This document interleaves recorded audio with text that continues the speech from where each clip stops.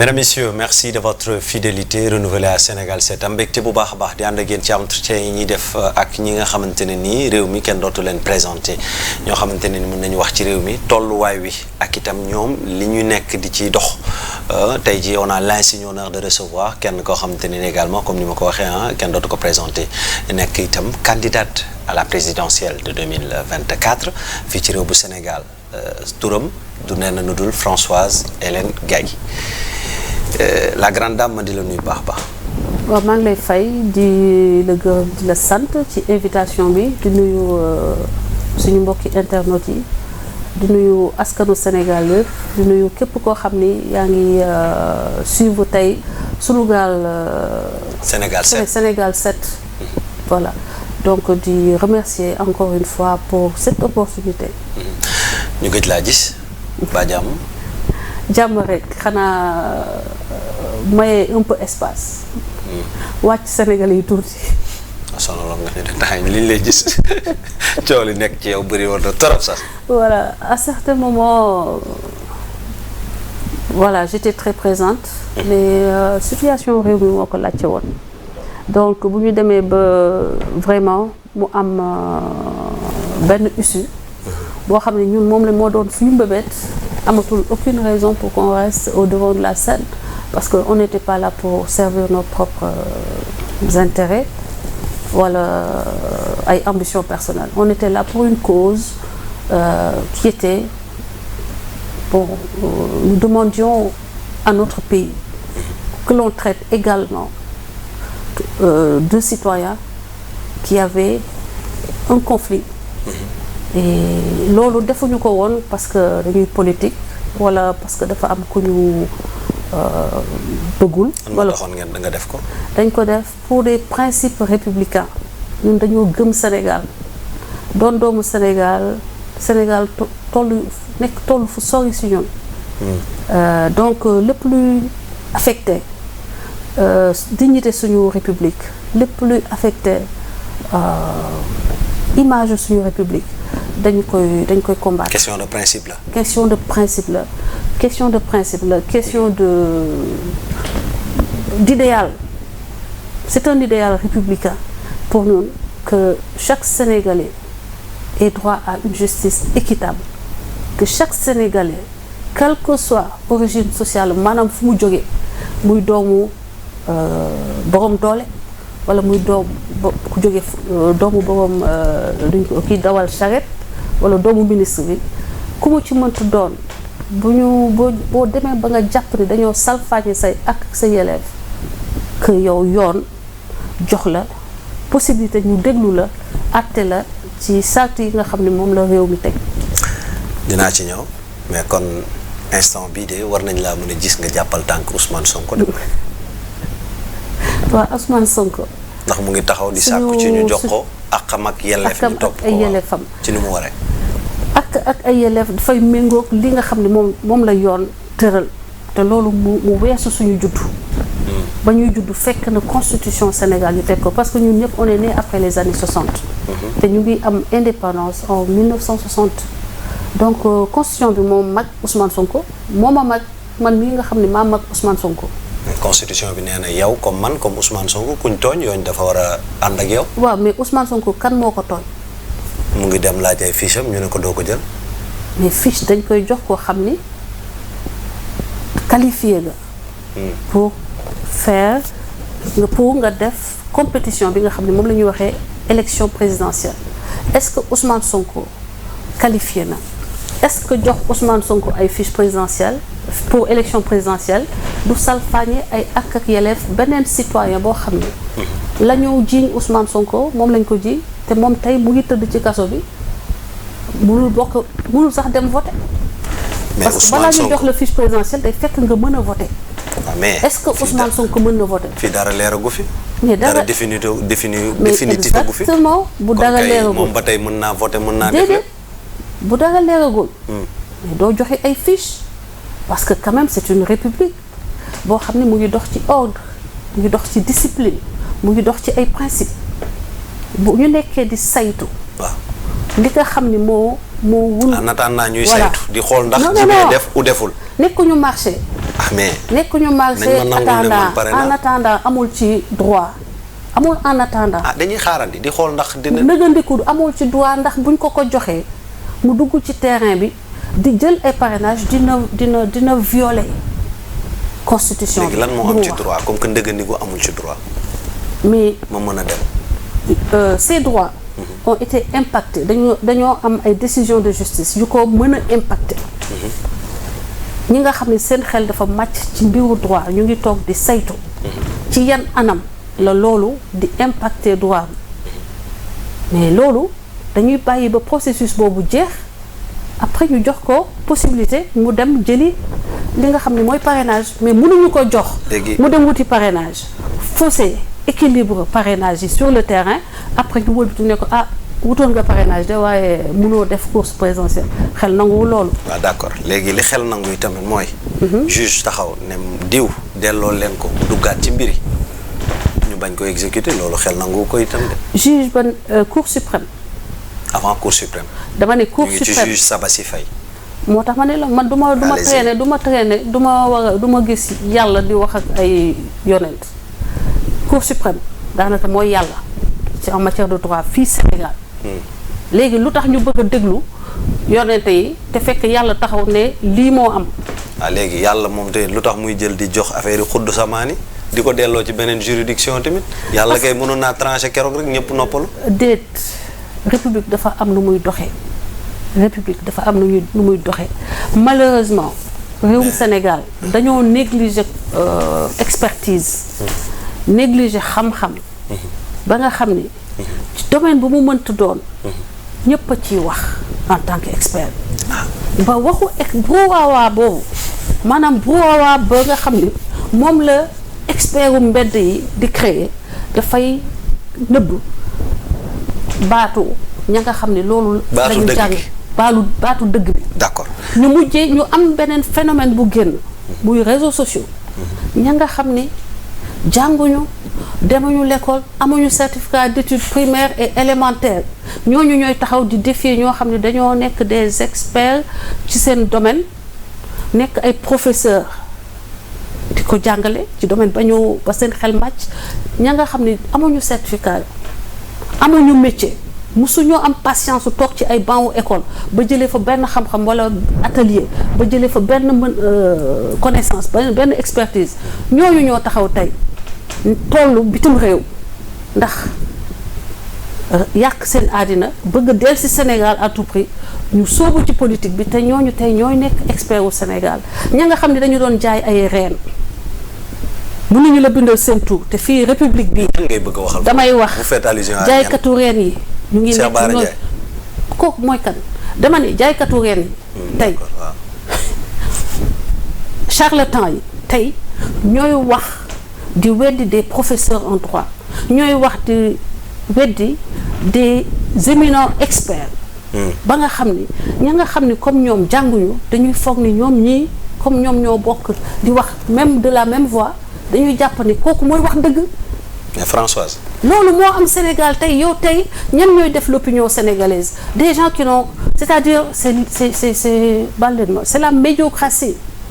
le règne des médiocres c'est-à-dire ñi nga xam ni amul benn téere bu ñu yeggal du ci alxuraan du ci jàngum métier du ci l'école tubaab bi ñooñu ñoo taxaw tey yow mi am bac plus 4 yow mi am doctorat ñooñu ñooy taxaw di xolal di jàmmaarloog yow di wax ay waxu dof nga leen di wax boo leen di wax sa science yow li nga jàng boo leen di wax sa science yow li nga jàng ña far ak ñoom naan la kii fen rek lay def loolu mooy politique Sénégal tey man Françoise man c'est dommage merew ma ñi nga xamante ni mooy ñi nga wax man ñi ma mere mooy ñi nga xamante ni ñoo leen jiite pourquoi ma wax loolu mooy ci ñaari nga wax yëpp mën naa ci jàngat ñaari affaire benn bi mooy damay poser une question rek à qui la faute ndax da ngay gis nañu fii ñoo xamante ni dañoo wekk ci ñoom suñu yaakaar ci wàllu li ñu jàng ñu taxaw tey ñu wax ñu lii suba ñu wax ñu lee ba pare nag ñu laaj leen ñu taxaw ñu ne ñu en fonction ci fi ma taxawee la ci gàttal. Sérieux? En d'autres termes ay. koo gis mu wax loolu. Ah, on a parlé de l'ancien ministre de la justice Ismaël Madior Fall. Ah ouais, il a dit ça. Ah ouais, devant tout le monde, devant yow, devant man, devant ñëpp. non man xam naa dégguma tuuti ko dina ma ko jéem a génneel kon. dégguma ko de. beneen bi mooy. man dégguma ko ci wàllu constitution bi may yóbbu dañ ne nul n'est censé ignorer la loi donc tamit askan wi mooy le peuple lambda wala la population lambda wala ku ci nekk ci sa côté. war ngaa mën a gëstu sax ne serait-ce que pour avoir les notions de base léegi nag sukkandiku ci ñi nga xamante ne nii ñoom ñooy ñi ko jàng waaye ñi ko jàng yi tamit bu ñu ñëwee du ñu réeral tey ñu wax ñu lii suba ñu wax ñu lee finalement tamit peuple bi day dem jël ses propres responsabilités. non xam nga la nature a horreur du vide. oui. tey bu ñu assister à cette débandade. oui. du savoir. Dans le débat public c'est parce que ñi nga xam ne ñoo war a taxaw di wax dañoo daw parce que ñemewuñu jàmmarloog xale yi nga xam ne dañoo nekk ci réseaux sociaux yi yor l'insulte en bandoulière yor la harcèlement en bandoulière sénégalais dafa fonk yaay bëgguñu ko leen saaga donc dañuy préférer se taire. mais yaa ko wax sànq dëgg. dañuy préférer se taire boo taxawee ci dëgg. ils se taisent. bul daw bul ragal waxal. mais yow loolu du ñëpp a ko mën. li ma ñeme man li ma ñeme dëkk am na keneen koo xam ne moom moo ëpp xam-xam foofu bu toogoon ci plateau bi di mën na jàngal képp koo xam ne Sénégal soxla nga am tey une idée claire sur ce qui est en train de se jouer mais amul fitu taxaw waa këram toog di gis ñuy saaga seen waajur bu góor wala bu jigéen wala ay doomam toog gis ñu koy saaga parce que ñoom dañoo préférer démissionner loolu démission la. ñu mel ni man nag bëriwuñu lool xam-xam mais dañoo décider ni que kenn duñu réduire au silence kenn duñu xoxatal ba tax ba ñu renoncer ci li nga xam ne mooy le droit le plus élémentaire le bi nga xam ne moo gën a fondamental mooy la liberté d'expression. Constitution garantir ñu ko ñoom ñu ne ñoom ñooy wax ñeneen ñi dañuy noppi. kon kay Françoise man damay tàccu ñi nga xamante ne ni ñoom nga doon faire allusion tout à l'heure mooy ñi nekk bitim réew yor seeni live wax. selon ni nga ko sentir. mais pour lan nga leen di tàccu. parce que man su may wax man. li may wax kenn du ko weddi. ah ñoom li ñuy wax dañ koy weddi. mais ñoom amuñu capacité sax de lire l'information dañuy déglu revue de presse yi ci lu may wax dama ko xam parce que j'étais dans l'opposition ak ñoom. damay su ma dugg loolu parenthèse la de nekkatoo ci opposition. jamono man je suis pas de l'opposition radicale. te nekkuma sax opposition. parce que on n'est pas obligé. xoolal man jàpp concevoir ma parce que dama jaar ci côté yëpp man concevoir tuma cette opposition nihiliste opposition boo xam ne da ngay taxaw lépp lu ñeneen ñi def nga ni baaxul.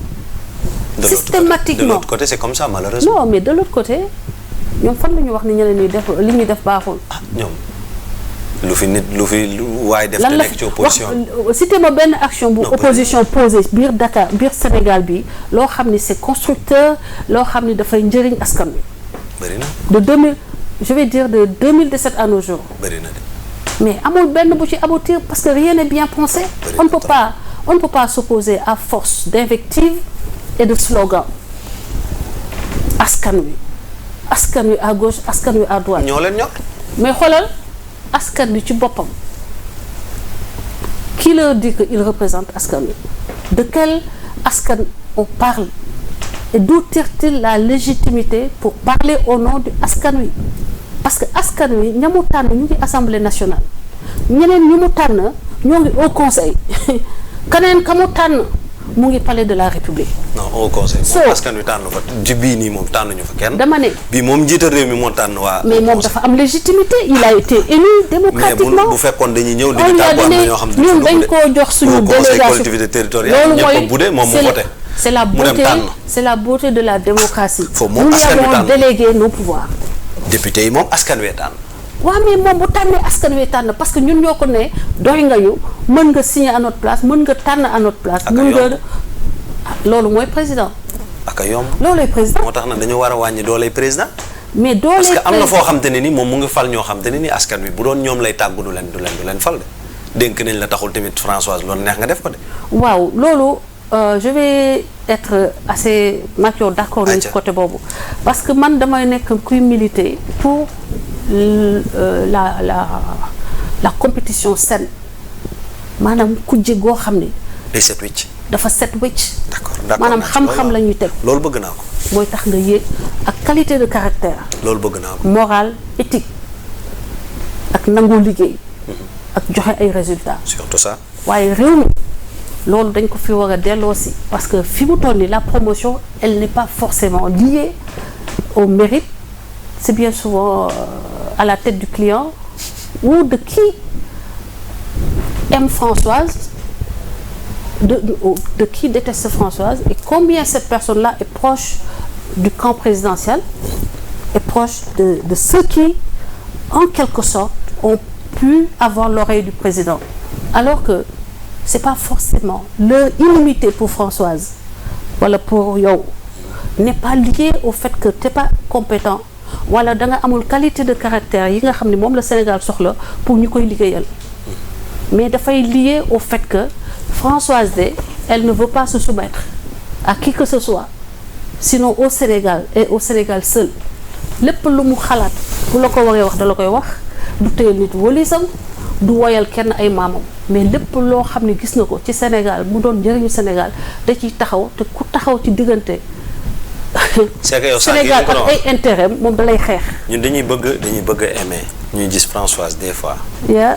bu tiiree jëm ci sens bi. comme ni nga ko waxee mu tiiree beneen sens bi arbitré quoi. waaw mais yow nga tiiree rek jëm ci sens bi rek lan la sens bi moom xanaa lépp gonga ko. gis nga jàpp àdduna. waaw nii rek la mel c'est-à-dire que nit boo koy defal c'est un panier percé gis nga panier bi ngay def lu baax day senn mais panier ba nga koy def loo xam ne moom neexu ko dara du ci réer. ba may laata xeex ak Sonko ba may laata décider ni que Sonko mi dañ ko war a àtteeg askan wi. waaw parce que fi mu jëm baaxul dama doon xeexal Sonko maa njëkk a taal. parce que loolu question buy revenir la yow da nga nee nañu da nga am problème personnellement. mais xam nga Sonko bay am ak moom problème personnel jikkoom laa bañ du moom laa bañ ni muy doxalee laa bañ parce que leer na ma ne ni muy doxalee méngoowul ak li nga xam ne ñun moo ñuy. permettre ñu yegg si yóbbu Sénégal ci Sénégal bi nga xam ni moom la ñu bëgg. lan mooy doxal lu gën a naqari ci moom ba tax nga mënoo supporter ces comportements. le manque de démocratie le fait d'être allergique à la contradiction c'est-à-dire le Ousmane Sonko mënul waa kër Ousmane Sonko dañu supporter ku wax ni Sonko bëtam xonk na te Sonko nit dong la day def ay erreur Sonko mënul waa kër Sonko moi je pense que moom itam li tax ba waa këram di ko défendre à tout va. bëgguñu kenn critiquer ko bëgguñu kenn wax ni lii mu def ni baaxul c'est parce que Ousmane Sonko certainement est réfractaire à la critique te démocratie bii ñu am ni Ousmane Sonko lii mu wone comme action yi muy poser c'est des menaces claires à notre démocratie. lan la menacer. quand on ne peut plus dire son opinion sans être lynché sur les réseaux sociaux. Quand on ne peut plus critiquer Ousmane Sonko sans être menacé de mort. Quand on ne peut plus critiquer Ousmane Sonko et être menacé de perdre tout ce qu'on a construit dans sa vie. Et on les a vus à l'œuvre. mais yow li ma lay wax nii loo xam ni la. yow Françoise daf fi xew boo waxee ni Ousmane Sonko tegu li muy def nii jaaduwul. mais yow dañ lay dagal ndey. waaw d'accord xam nga man ñun bëgg nañ même nos chefs religieux ce que nous avons de plus précieux.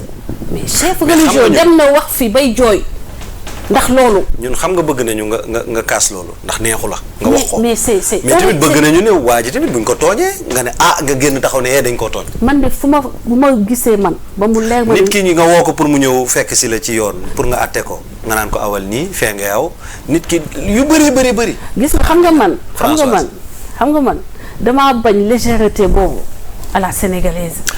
gis nga lépp loo bañ wax ko tey jii dafa war a leer fii plateau bi parce que sénégalais dañu bëgg lii quoi. ñu xam ci yow lu bëri. waaw dama bëgg ngeen xam ne. bismillah. contrairement dama gëm service Sénégal buñ ma waxee ñëwal 8h moins le quart dina fekk ma taxaw. tey moom bu doon tey embouteillage la tàddal rek grave. non dama Sénégal laa la wax de bu doon man maa nekk ci place Sonko ñu ne ma kay tribunal 8h. non dama lay tooñ. 8h moins le quart dina fekk ma taxaw. ayca. au garde-vous parce que Sénégal la dafa rëy mais yéen gars yi ba xanaa les gens n'appréhendent pas ce que c'est. une léegi république. loo bëgg a wax foofu est-ce que am na. bu ñu ko waxee mais yow dañu ñëw nee nga yow tu es républicain nee nga tu es patriote. chacun de tes sa acte bu ne dafa war a honorer la république. maanaam sa acte bu ne dafa war a magnifier la république. mais loolu boo ko defee tu touches à l'honneur et à l'amour-propre des citoyens comme man ñi nga xam dañoo xobee ci Sénégal.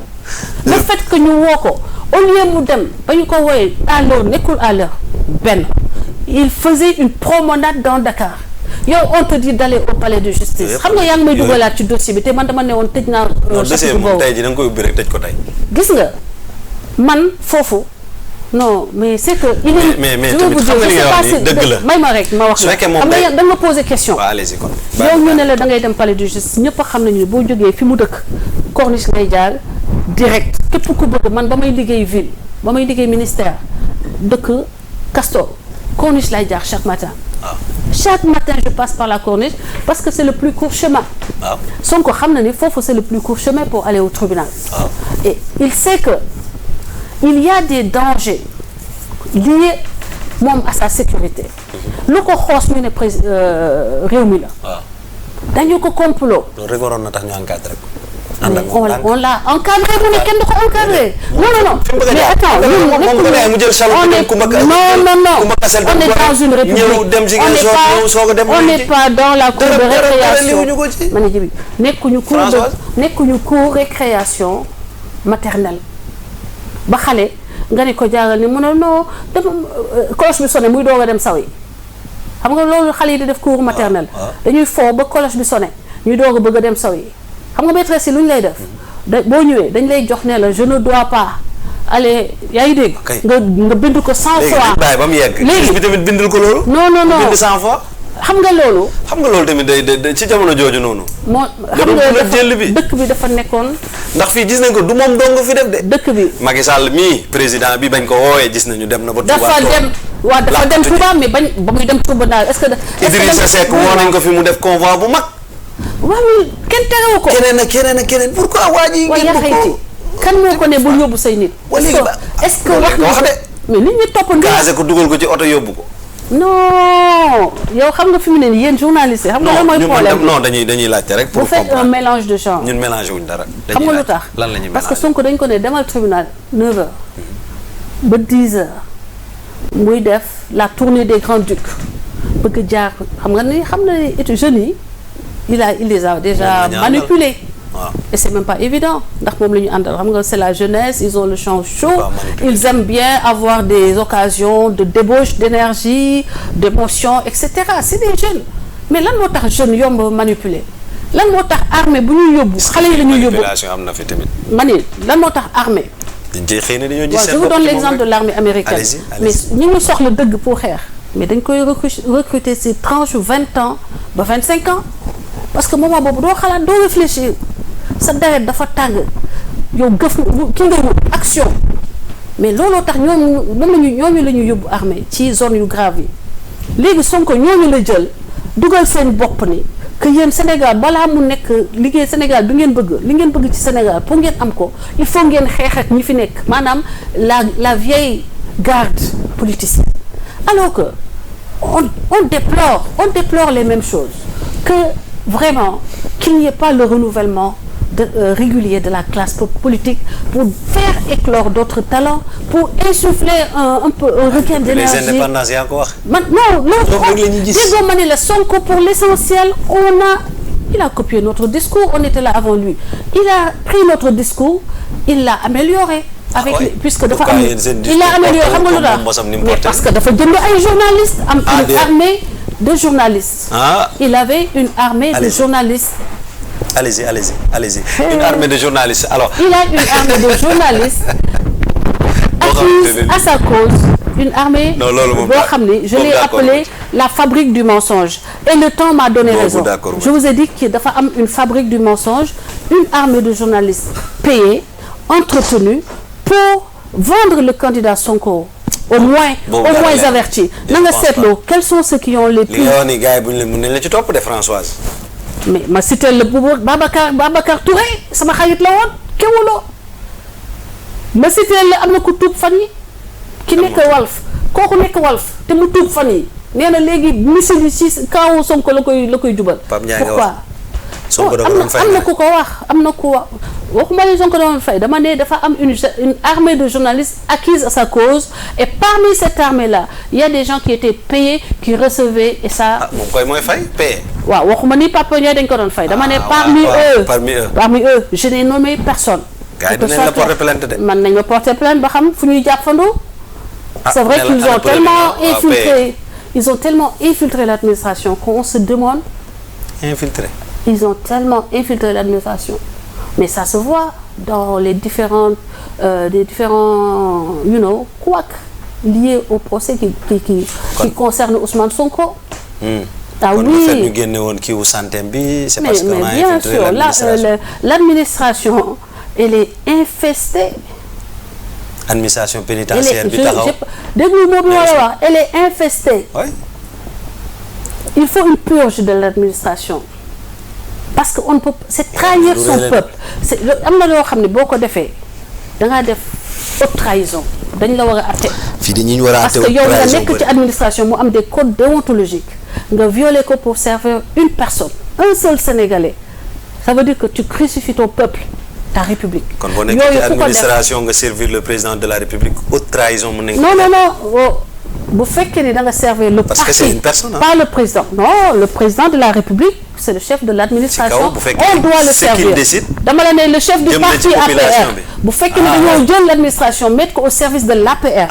haute APR laa la wax. haute trahison la mais le président de la République c'est le chef de l'administration. Nous sommes tous là. Tous ceux qui sont dans l'administration, j'étais dans l'administration, nous sommes tous là pour le servir. Yep. Tous concourent à ce que lui, il atteigne ses objectifs.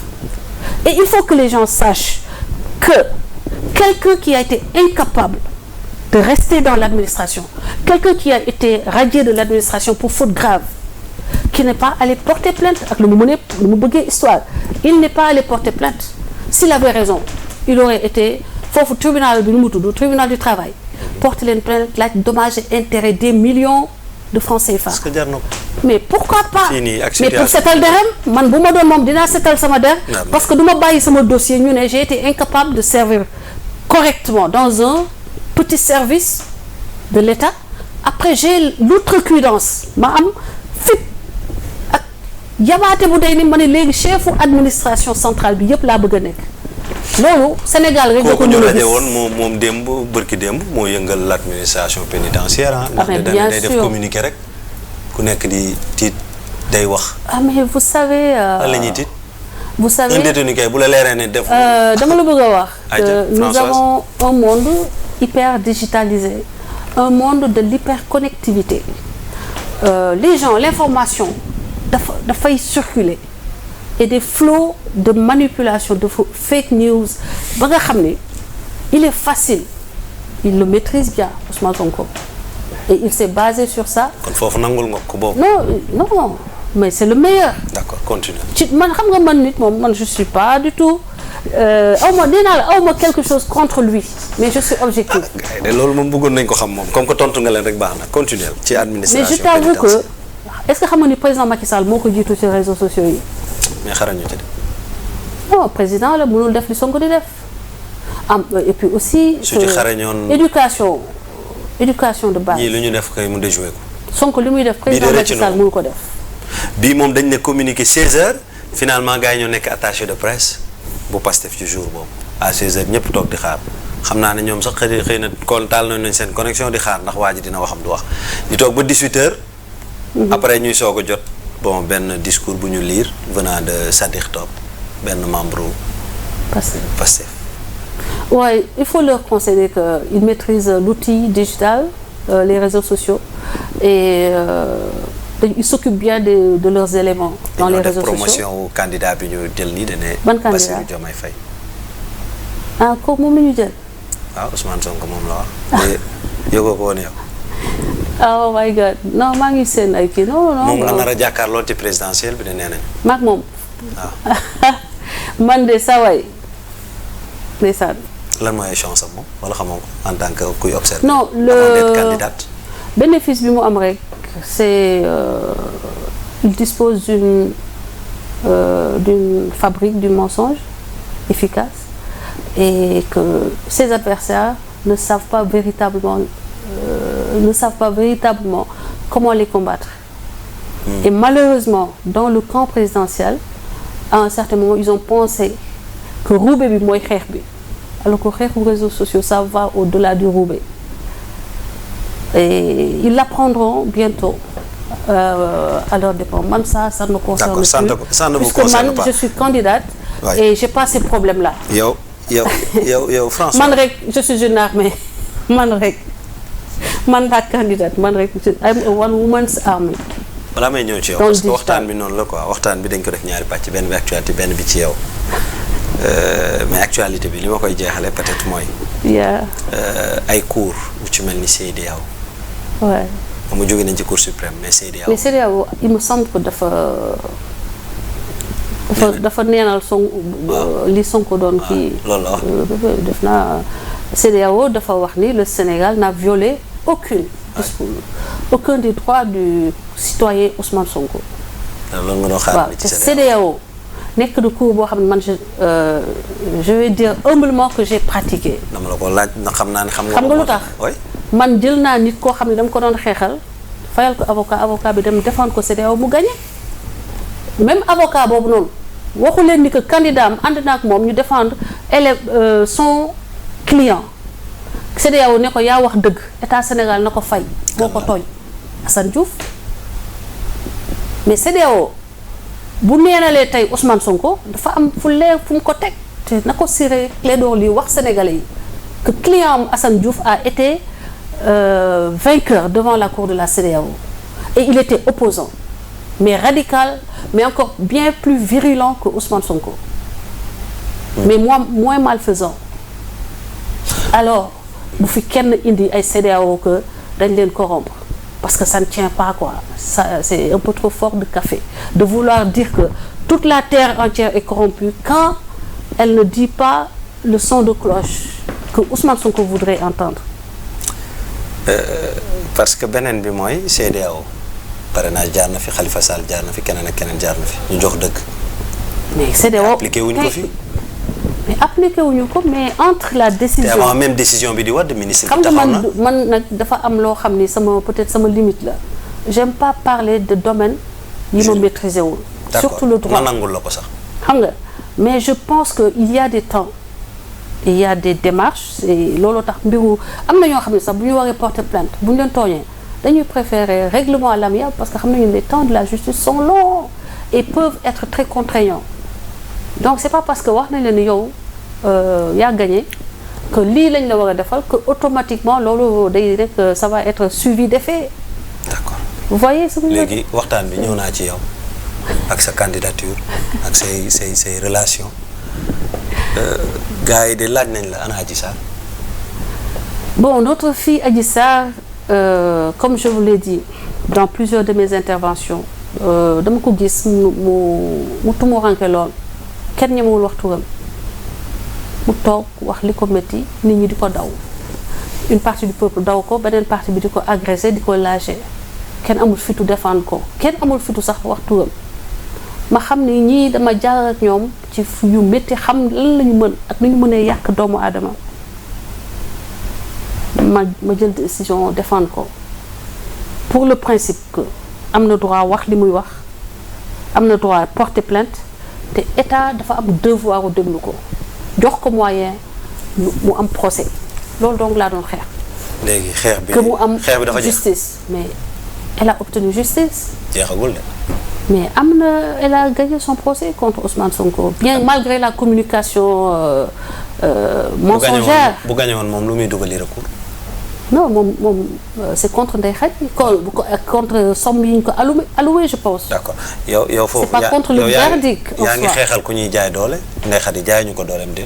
te mu nekk jigéen itam te yow nga ne cause féminine moo la tax a. dama yor organisation boo xam ne day défendre les droits des femmes. waaw kay jigéen la de te dafa nekk sax nekkoon en état jamono jooju. mais nous défendons ceux qui sont victimes de violences et ceux qui risquent le déni de justice.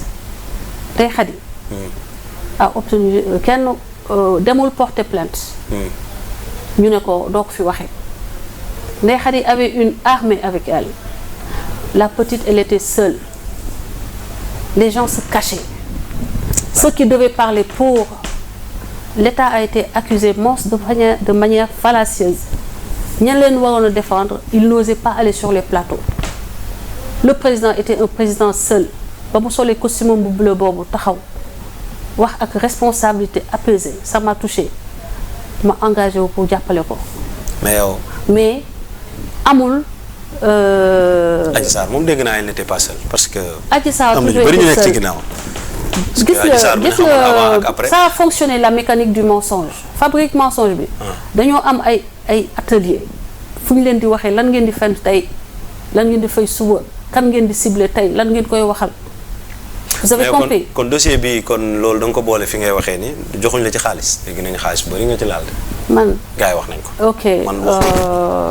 dossier bi am dem na sax ba moom def naa Adji Sarr ci boppam gëm ni dañ ma ci jox xaalis. ah oui moo tax ma laal de. man lu jëm ci Adji Sarr kenn musu gouvernement musuma ci jox 5 francs pour Adji Sarr. ak ni nga ci sonne. man bonne volonté d'ailleurs inconnu moo ma si mës a jàppale sama xaalis laa ci def. la ma bonne volonté bi jox ah comblé wul man sama genn wàllu dépense parce que ba may xeexal Adji Sarr il fallait créer une masse critique bu ñëw di wax la même chose que Adji Sarr et pour cela il fallait motiver les gens à être dans les réseaux sociaux sénégalais du fecc ci yàlla de donc il fallait leur acheter des téléphones il fallait leur donner des kits internet pour mooy boîtier yooyu ñenn ñi ku am xew nga jàppale ko ku am dëj nga jàppale ko ku am nii rek da nga doon xeexal nii rek mais parce que j'ai été victime d'injustice par rapport ak waa Kër Sonko ñuy xeexee nit yàq la man ak président Macky Sall la ñu gën a yàq biir Sénégal. yéen ñaar vous avez des relations. non aucune. mosu leen a toog. mosuñoo toog mais on a eu une entrevue à New York très brève. Ouais. Donc bu ñu toogee naan ay 200 millions. waaye 200 millions. on parlait 100 millions ñi ne 50 millions ñi ne mais. xamoo njiital réew mi président Macky Sall. musuma koo xam ba ma koy défendre musuma waxanteeg moom musuma dégganteeg moom musuma jox audience ba ma demee New York on s'est vu une entrevue quelque part dans l'immeuble que l'État du Sénégal a acheté à New York fekk au sortir d'une réunion avec ses militants man duma sago di wax ni non dama même les membres du gouvernement. ban membre yow dañ moon amul ministre bu ma jox 5 francs na ko publier ministre wala DG directeur général wala directeur wala kuy ànd ak non benn nit bu tudd Ngay la sant lui à travers Californie mës na ma yónnee 1 million fii laa ko bàyyi xale yi laa ko séddale. Je me rappelle même plus tellement c'était dérisoire. ki nga tudd moo tax donc j'ai partagé ça militant yi jour boobu kooku laa mën a wax ni mën na publier lu mu ma yónnee mais DG wu Macky Sall kuy yor agence kuy yor ministère bu wax ni jox na ma man wala kuy xaritu Marème Faye Sall bu ne jox na ma man personnellement man jàppale ma man na ko génne na ko publier ñaari jigéen yu jege président Macky Sall ñoo joxe kenn ki 500 000 kenn ki 400 000 sama premier voyage ba ma ñëwee te boobu dépensé naa man 3 millions 500 sama premier voyage ba ma ñëwee noonu def conférence de presse bi wax Sonko ni ñun ay Sénégalais lañu nous n'allons pas nous taire et que nous avons le droit de dire notre opinion et on continuera à le dire du ay menaces de mort moo tax duñu exprimer ñun suñu citoyenneté librement. lan mooy sa relation ak Kaliphone. mais Kaliphone je l'ai connu dans les réseaux. muy saaga. c'est un frère. non est-ce que xam nga ni Kaliphone dafa doon bañ nit ñi saaga. ah moom mooy saaga ba pare. non moom la ñu saaga mu voyagé man réseaux sociaux loolu la ci réer laaj ma Kaliphone daanu woon saaga. mais lu tax mu delloo saaga bi yow saaga dañ la ba sonn te fayoo. mais fayu naa de. yow moom am na. fayu naa de mais non moom ni ko am na Kaliphone moment di ma defee fayu d'ailleurs loolu la ñuy utiliser di wax d'ailleurs je veux éclaircir une chose man damay dégg légende bi mythe bi que man dama doon saaga Marème Faye Sall. loolu wax la première dame. dama bëgg ku gis fu ma saaga Marème Faye Sall ndey wala bàyyi mbala wax loo xam ni dafa porter atteinte bu dul ay yow yaay jabaru président yaa ñu war a jàppale sa jëkkër am nga ci moom doole ñun dañu bañ la falee ñun dañoo amoon yaakaar bu rëy ci yow genre yooyu laa ko doon wax te Ousmane Sonko tax ma wax ko. mais est-ce que xam nga ni Ousmane Sonko tax ma attaqué. moo taxoon nga attaqué ko. billaay te maa ko rëccu. parce que ba ñu paree ñoom ba ñu bëggee am hégémonie ci réseaux sociaux yi man la ñu jël di fay ay xale 24 heures sur 24 ni may saaga 24 heures sur 24 mais man naka surtout nag de préférence ku àndoon ak man. Françoise naka lañ bëgg a ériger saaga en règle quoi. mais c'est une calamité et je l'ai dama ko décrié 2017. am ngeen ci wàll de yéen ñi nekk ci bitim réew. mais man ndax dafa mel ni foofu lañ koy ci yéen lañ koy gën a seetlu. xam nga man li ma métti. pas yow journaliste du ñu gëstu. dañuy gëstu le premier forum que j'ai créé demal xool il s'appelle Réhabilitons notre Sénégal je l'ai créé le 11 août 2011. ñun de nii rek insulté nga ñu. xam nga lan laa fa ñun duñ gëstu nii rek insulté nga ñu. xam nga parce que yow boo bëgg a suwoon tuuti di ko gis ne. li ma indil xoolal li ma indil sama premier noon yi dañoo saaga ma génne leen ci forum bi man amul ba ci El Malick Ndiaye. le fait nga génn saaga rek saaga la loolu tamit bàyyil saaga yi. ku saaga ma génne la loolu moo ma indil sama premier noonu loolu moo ma booleeg El Malick Ndiaye. parce que moom pépinière wu saaga bi moo ko style saaga ci politique moom moo ko dugal RNS ñu koy xeex mais man imaginez 2012 ba 2017 laa ba 2000 kañ laa saaga 2019 laa saaga j'ai tenu ñaata at 2012 ba xaw ma 2019. nga saaga ci loo doon rocce waate. ba xam nga dama doon ko saaga ma rocc la. dañ lay war a rocc yow mi yaa saaga yow tamit. non loolu saaga bi en live la. parce que Ousmane Sonko. la sensibiliser ba sonn ne ko lii mënul defar Sénégal ne ko mënoo bëgg defar Sénégal ngay utiliser gànnaayu saaga parce que saaga c'est profondément en contraire à nos valeurs. léegi ba mu ma toogee may wax fàllewuñu ñu ne comme kii dafa ragal saaga bëggul saaga. allez-y continue ñu continuer nga jël ko sax dugalaat ko d'accord ñun dañuy waxtaan d'accord. ñu continuer di ma saaga ba yëf yi soof ma. waaw ba ma yëf yi soofee man tam ma ñaanal leen. war woon ñaanalaate parce que yaa doon tere ñaanalaate. beneen bi jàngalekat la je suis. jàngalekat ngay saaga l'éducation des Ursulines collège Sainte-Ursule ay sœur ma yar ma doon ànd ak ñoo ma formé donc ku ma xam ñi ma xam bañ ma gisee ma saaga dañoo ne damaa def mutation xam nga loolu ko du sama jikko ñi ma xam ba ñu ma gisee dañoo ne Hélène dafa def mutation. lan moo tax saaga gi quoi yéen ñi nekk ci biti réew surtout man loolu laa bëgg a comprendre quoi lan la lu ngeen di saaga. lu ngeen wax seen soxla rek ñun ñu xam. man nii xam naa su ma paree ñu tam ñu saaga ma. c'est l'indigence intellectuelle morale affective. fi ngeen dëkk xamul saaga de. économique la misère. te yéen ñëpp fi ngeen jógee Sénégal. déggoo ma ni la ñooñu seen i. fii kenn xamul saaga. non lii képp kuy saaga. waaw da nga ko yërëm xanaa xamoon ni réseaux sociaux mooy urgence psychiatrique au Sénégal hôpital psychiatrique. réseaux sociaux les réseaux sociaux mooy urgence psychiatrique au Sénégal. tout ce qui insulte c'est des gens qui sont en rupture avec leur société d'appartenance.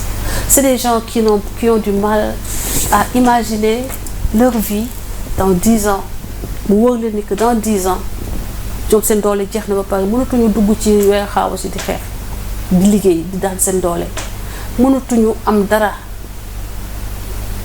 mun amuñu vie xam nga yow imaginer métro boulot dodo si tu es un ingénieur tu te fais autour de 8 000 € en Europe nga nekk États-Unis di def ay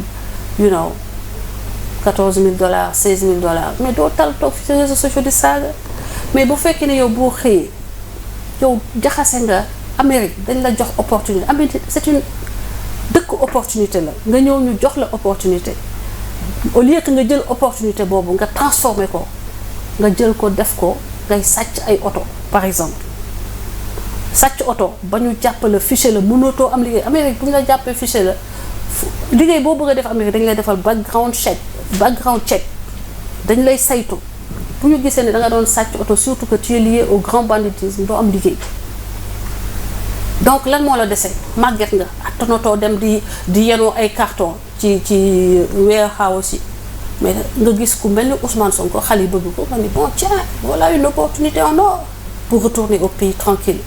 léegi après tu t'inventes une histoire saaga yooyu ngeen di saaga mu leen di topp à vie.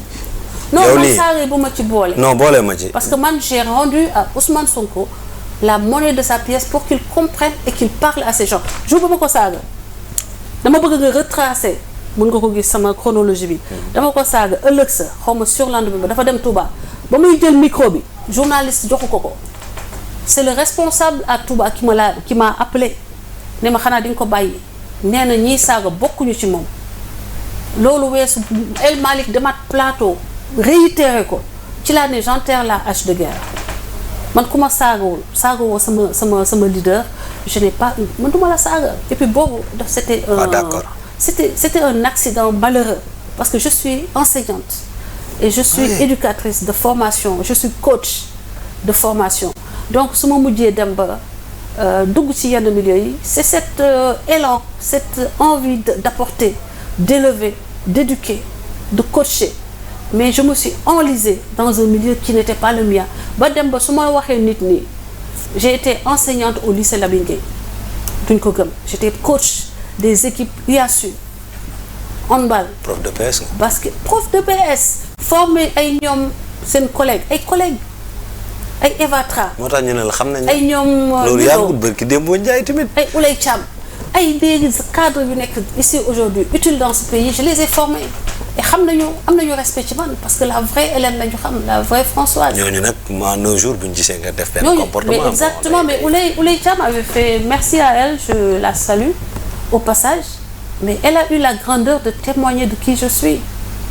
man ñi ma am na ñu bëri ñu ma defar ci Sénégal bi mën nañu témoigner may kan. d'accord déggoo ma ne la ba gars yi ñi ma gis ces réseaux dañu ne Hélène dafa def mutation. léegi moo tax yaa ma permettre ma laaj la ndax yaa ko laaj sa bopp yow yaay kan ba tax nga bëgg a nekk présidente de la République.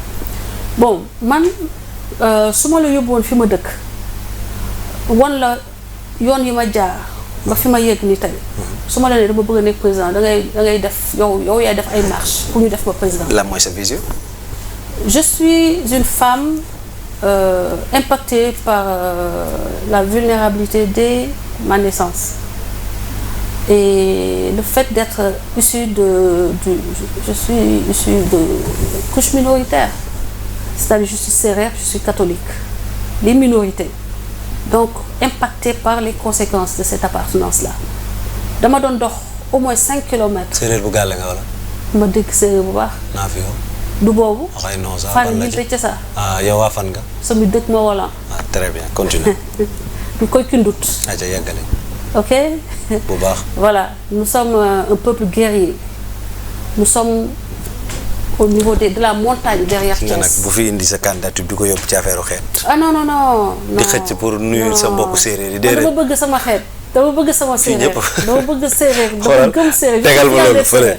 je suis fière d'appartenir à ce grand peuple digne, fier, honnête, travailleur. Et je pense que ces vertus-là doivent être enseignées à l'école, au-delà de la vie aussi de nos hommes religieux, que nous devons valoriser. jàngal ko suñu doom. Françoise jox ma sa vision pour ma wax séeréer. bu ma wax tukulóor. ma vision c'est une vision qui s'articule autour de la femme et de la jeunesse, les femmes et les jeunes. couche vulnérable yi daal. Voilà parce que en fait pourquoi quand on donne du pouvoir à la femme sur le plan économique on construit la cellule de base de la société qui est la famille. D'accord. jigéen du nekk bu am bonne santé am revenu ay doomam dañuy wër dañuy am yokk seen chance de réussite et au-delà de cela économiquement cette famille-là a plus de chances de prospérer donc si ñu jëlee jigéen ñi aider leen ñu am capacité création de richesse ñu am capacité am ay revenus mu am discrimination favorable positive en faveur des femmes nous allons exploiter c'est-à-dire le leadership féminin pour que Sénégal xam ni li nga xam ni mooy doxal nos communautés bu ñu leen tegee dans les instances de décision nos décisions seront mieux mûri, moins impacté par l'adrénaline, plus humaniste, puisque nous sommes des mamans, nous sommes des épouses, ay yaay lañu, ay soxna lañu, ñun ñooy nekk ci foyer yi, di équilibrer. C'est important. di defal. di calmer les tensions. N'est-ce pas? Donc depuis 1960 ba tey. économie Sénégal. locale. jigéen yoo ko tey. loolu boo yeewoo fajal ay jigéen nga gis ñu yenu ay dàmb jën dugg ci ay oto wàcc ci marché yi 5 heures du matin. non ñu am jom lañ macha allah doo gis góor presque ci mbedd Dakar yi mais jógal essayé ko benn jour 4 heures du matin tu fais les routes autour de Castor les marchés tu vas voir les femmes et elles sont les dernières à aller au lit. Cette capacité d'endurance, de résilience et de créer de la richesse nañ leen jox les moyens ñu tripler ko sinon multiplier ko par 10 bu ñu ko defee dina am impact bu am solo ci économie Sénégal, dina am impact bu am solo ci éducation wu xale yi. Les enfants yi dem di génn ci mbedd di dem sur les routes quelque part souvent dañuy bëgg a jàppale seeni waajur koo ci laaj sama yaay laa yërëm parce que bu ngi gis yaayam di jóg 4 heures du matin chaque jour te mënu cee génn. prêche la en tant que candidate nga nekk tamit biti réew la mooy say loo xam te ne ni daar soo ko toogoon ci réew mi di nga ko def comme solution pour mun a xeex loolu immigration clandestine. Nous proposons un plan Marshall pour la diaspora c'est-à-dire que xale yooyu déjà il faut couper le mal à la racine. Il faut que nous fassions de l'éducation une obligation jusqu'à 16 ans. Loolu la ñuy proposer. waxuñu ni que xale bi dafa war a suivre un parcours universitaire. Mais am na ba 16 ans. Il faut qu'il reste à l'école. bu dee amul compétence pour aller à l'université na dem defi formation menuiserie tôlerie peintre ak leen activité boo xam ne da koy jox compétence parce que malheureusement xale yi dem nii ñu ci bëri ils seront en train de faire marchand à la sauvette parce que amuñu compétence yu ñu mën a insérer dans le tissu économique malgré le fait que l'Amérique est un pays d'opportunité un pays que je respecte beaucoup puisque m'ayant tout donné. Voilà malgré mes limites. mais fii malgré limite li ma ko defal amit defaluma Amérique dara Amérique moo ma defal lépp. Sénégal defal naa ko lépp mais Sénégal li mu ma defal mooy ba comme am na école yu ma jàngee rek ba mën a làkk réew mi ba mën a débrouiller sama bopp bitim réew loolu tamit. maa ngi di ko santé sama askan sama réew. ñi fay taxe ba mu mën a am ay enseignants yu ma jàngal te j'ai le devoir de give back jox à ma société. Donc plan Marshall bi may wax waa diaspora dañuy wax ni capacité compétence yi ñu jël bitim réew. c'est de l'or gris. xam-xam boobu compétence yi carnet d'adresse bi expérience bi. nañu ko rapatrier. nañ ko rapatrier mu nekk loo xam ne dañuy ñëw tirer le pain de la bouche de ceux qui sont restés mais ils viennent être un complément. dañuy compléter ñi fi nekk innover yokk c'est-à-dire notre capacité de production et notre efficience. D'accord. beneen bi nga xam ne c'est important c'est le sport à l'école dès le bas âge obligatoire. C'est-à-dire à moins que nga am benn maladie bu la interdire et moins de complaisance dans l'obtention des dispenses. Et yokk coefficient bi à 3. parce que dama ko gis ci dëkk yu ñu nekk te xam naa ne la mu leen indil. Sénégal soxla na ko. réduction du taux de fatigue la fatigabilité. Sénégalais da ngay gis policier sax mu taxaw wéeru. doo dem Amérique ba gis policier bu taxaw wéeru. boo yegsee aéroport je salue les policiers c'est parce que je lance un cri de cœur. L'aéroport c'est notre vitrine. boo wàccee Amérique immigration ngay respecter réew mi parce que boo ñëwee dina la won ni fii ñoom ñoo leen sut ci solo bi ak ci ni muy waxee ak yow ak question yi mu lay poser ak tenue bi policier warul sol carax di dox ci aéroport policier warul am leneen lu dul tenue bu correct policier comme on dit policier attitude bi ñi nekk aéroport il faut que ñiy gérer aéroport aussi ñu xool ko de la manière dont s'habillent les chariots. On n'a pas besoin de gens autour des chariots. Tout ça, ça participe de l'image de notre pays. Quand on sort de l'aéroport, les parkings inondés de gens, l'aéroport vend l'image du Sénégal. C'est dans le détail que réside le diable. Il faut que détail yooyu ñu koy xalaat te ñun comme on est des gens nous sommes issus de la diaspora. Nous demandons à ceux qui sont dans la diaspora de revenir et nous proposons un plan Marshall pour la diaspora, pour les ressortissants ñi nekk diaspora pour ñu dellusi investir au Sénégal ñu ànd defar suñu réew ci xam-xam ak ci mérite. foo toll ci parrainage bi. parrainage bi nag wax dëgg yàlla lu métti la parce que je le dis c'est pas une critique négative. Le parrainage est biaisé par l'achat des cartes d'identité. Imaginez que ku am 240 millions mën nga am parrainage. Allez-y. Quel que soit le Sénégalais bi am 240 millions. Tu peux avoir 44 000 à raison de 5 000 francs par carte d'identité. Da ngay am parrainage, mais ça ne reflète pas le taux de crédibilité ni d'adhésion des populations.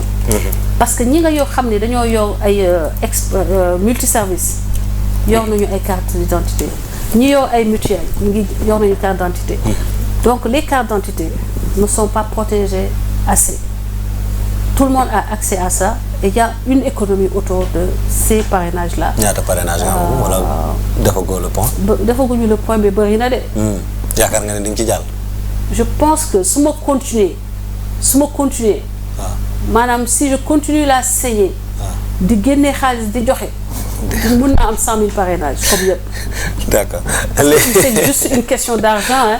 Il y a pas, c'est pas les gens me connaissent. yow comme que États-Unis ñoo tamit war nañ la gars war nañ la parrainel tamit. ayo man je suis sénégalaise. Amérique di jël xaalis loolu yoon kii da koy tere. La loi sénégalaise l'interdit. Non, je veux dire, non, dama ne les Sénégalais de l'extérieur. La loi sénégalaise, l'Amérique peut me poursuivre. Ouais, non, je parle pas de ça. Waxuma sax foofu, mais les Sénégalais de l'extérieur xanaa dinañ la duñ la seetaan. bu ñu delloo woon naar bi xoromam. ah du ma am problème parrainage du ma am problème caution. Parce que man. avant Sonko nekk fi man maa defal terrain. Caution bi ba man na. waaw caution bi du problème c'est pas la caution du problème. mais parrainage moo gën a compliqué parce que 240 millions la autour de ça xaalis bu takku la laaj. parce que gars yi dañoo tàmb boo ñëwee ñu ne la wax dëgg yàlla yow moom wax dëgg yàlla xamuñu nu ñu lay def mais xam nga xale yi wàcc ci terrain bi il faut ñu jox leen dara mais à force de donner un 100 000 ici un 200 000 ici un 3 mais attends à un moment tu te dis mais est-ce que ça vaut le coup donc maa ngi wax. autorité yi ñu xoolaat beneen disposition. mais pare nga daal pour dem ci joŋante yi daal en tout cas suñ la bàyyi woon tamit parrainage bi di nga dem ci campagne. kon ngeen gis campagne bu mucc ayib. bu grave. parce que man Sénégal rek lay defoon liy intérêt Sénégal rek ci lay yëngu te xam ngeen ni man bëgg naa Sénégal loolu kenn du ko werante. dinañ xaaral liggéeyal naa Sénégal kenn du ko werante candidat yi fi nekk amul ku ma ci ëpp légitimité parce que fii ba mu méttee. ba nit ñi làkku seen woon lan nee naa la Sénégal président Macky Sall général Moussa Fall ministre Antoine Diome ñoom rek ñoo ma fi ëpp mérite parce que ñoom dañoo taxaw dékku la menace du terrorisme domestique je l'ai fait man et j'avais pas de poste régalien et c'était à mes risques et périls jusqu'à présent mais man Sénégal laa gëm te gëm naa ni tamit. waaw Morolan dinañ la jàppale incha allah. sama waa réew.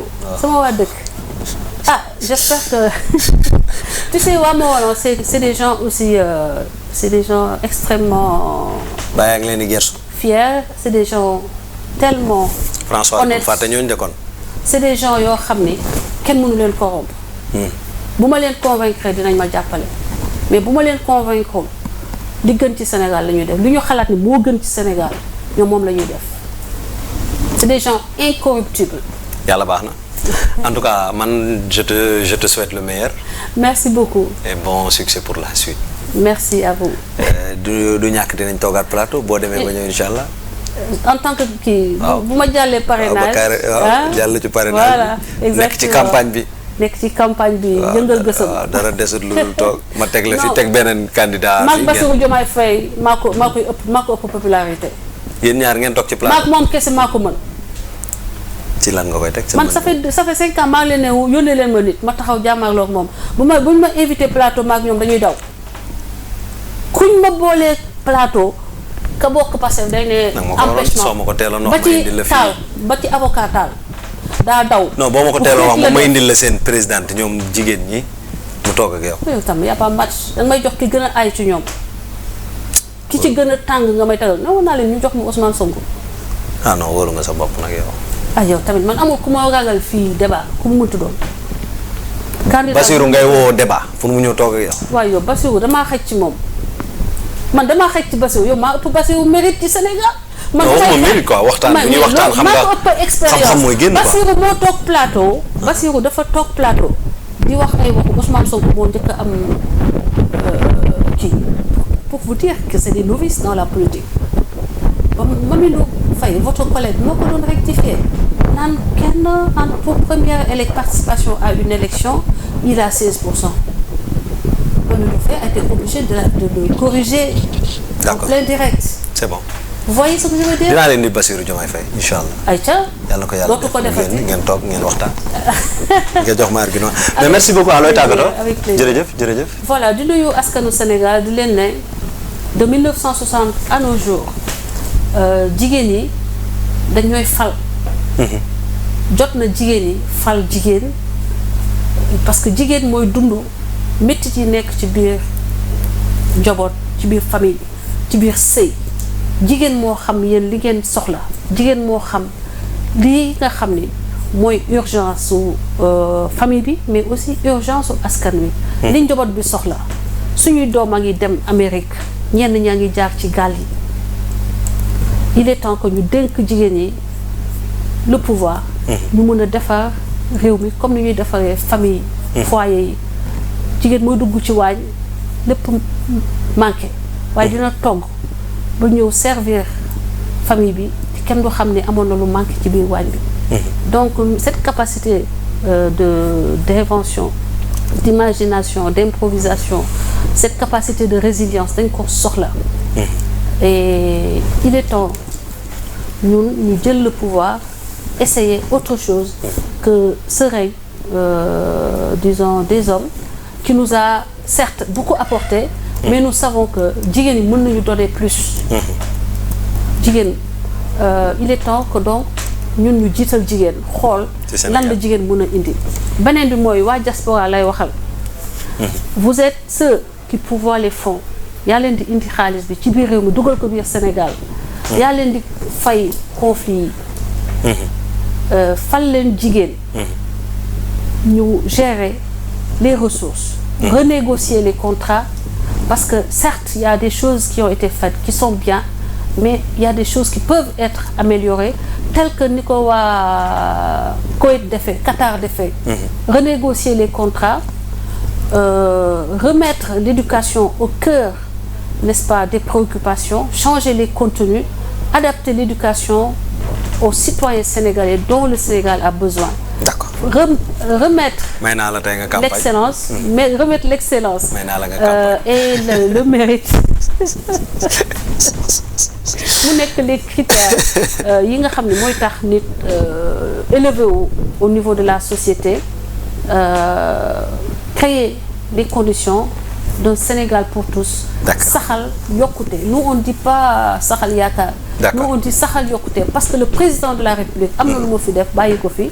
loolu dañoo bëgg mu yokku te ñëpp a jot ci. en tout cas merci beaucoup de la disponibilité. tey nga defoon ñu ñëw waxtaan ak ñun seet suñu. merci beaucoup merci à vous. mu ngi noonu Françoise Hélène Gaye nekkoon tey sama gan ci entretien yi ñuy def ak ñi nga xam te ne ay kilifa lañ nekk ci réew mi ñoo xam te ne habilité nañ ngir waxtaanee réew mi ak tolluwaay bi moo tax tey ji moom la ñu dalaloon ci émission bi di ko remercier di remercier képp ku ñu doon suivre également ci Sénégal 7 en tout cas nous remercions également très honnêtement ñi nekkoon ci wàllu xarala gi tuuti Abdoulaziz Gueye du côté de la rédaction coordination direction yéen ñëpp ñu ngi leen di jaajëfal on se donne rendez-vous très prochainement sur Plateau Bon Dieu ci beneen numéro entretien yi ñu leen di defal mais d'ici là restez branchés, continuez jamais déconnectés sur sénégal7.com jaa ngeen jëf merci au revoir